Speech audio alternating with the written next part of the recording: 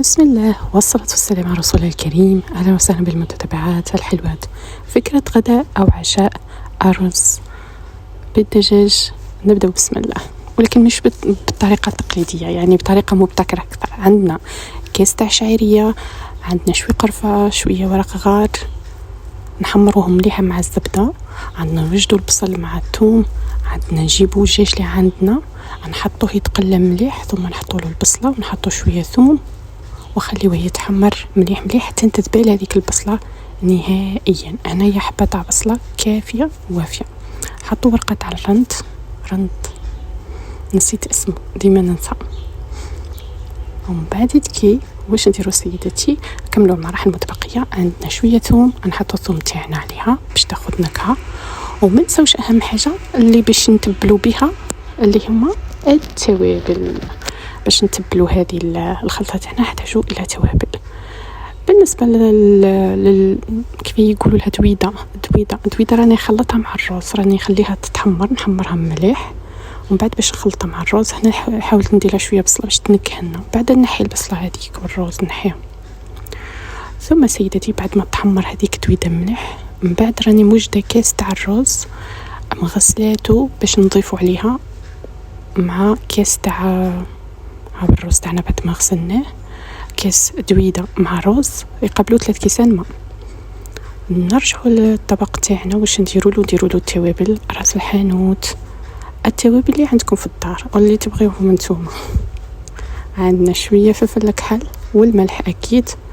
ثم نضيفوا عنصر غريب شويه في الاكله، زعما تجي غريبه ولكن هو يجي بنين، يبان غريب على الطبق ولكن هو كيجي بنين. غير قولوا كوسه محشيه بالدجاج ولكن ما هيش محشيه، غير نقولوا كوسه بالارز ولكن هي مش كوسه بالارز. المهم طبق بنين بزاف. نجيبوا الكوسه تاعنا ونحطوها على الطبق تاعنا ونخليوها تتحمر شويه برك ماشي بزاف، ونضيفوا الماء. شوفوا انا ضد الماء بزاف، نبغي كاس ونص قدر ما يتغطى هذاك الدجاج باش يطيب فرات باش ما تروح لناش البنه تاعو. وخليوها. وهنا كنا ضفنا الارز تاعنا وضفنا الماء تاعنا وخليهم في ساعه يطيب الرز لكعش باسكو هو كي ارز بسمتي. هنا ثاني خليهم يطيبوا ربع ساعه حتى نص ساعه وهي صاي مليح. في هذه اهم حاجه انه لازم تختار الرز تاعنا ما طولش بزاف وطاب، ولكن المرقه خصها تختار بزاف لانه حنضيفوا لها شويه كريم فريش وشويه فرماج. نعاودلكم الارز احسن نوع الى يومنا هذا الارز هذا اللي راني نشريه. هذا وين طحت فيه نوع تاع ارز مليح ويناسب الاطباق اللي نجربهم. ثم سيدتي بعد ما طابت الجريبات تاعنا، هنا هي طبق السلطه حضرته كطبق جانبي. بما انه الصيف الطماطم متوفره والسلطه متوفره وما استغناوش عليه، ما استغناوش على السلطه. طبق جانبي مع طبق اللي حضرته. تقدروا تقدموه وحده، يعني مش محتاج انه نديروا السلطه هي حاجه اضافيه فقط. هذا الطبق يكفي ل4 اشخاص بهذه الكميه. ثم نروحوا الخلطه تاعنا ونضيفوا لها هذه الكريم فريش. ما عجبتنيش بزاف صراحه، ما نزيدش نشريها.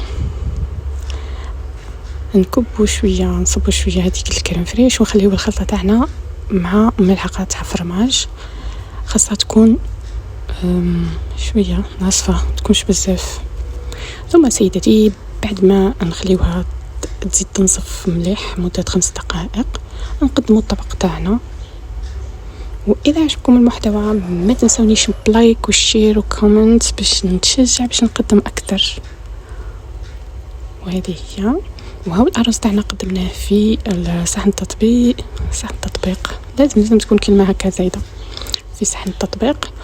ونضيفوا له اكيد الدجاج ونسقيو به. هذيك المره لاول وهله تبان طبق عجيب وتبان حاجه خارجه لانه خارجه على الطبيعه، ولكن في الحقيقة هو طبق بنين بزاف، وهو راه هو كيكون محشي ولكن بطريقة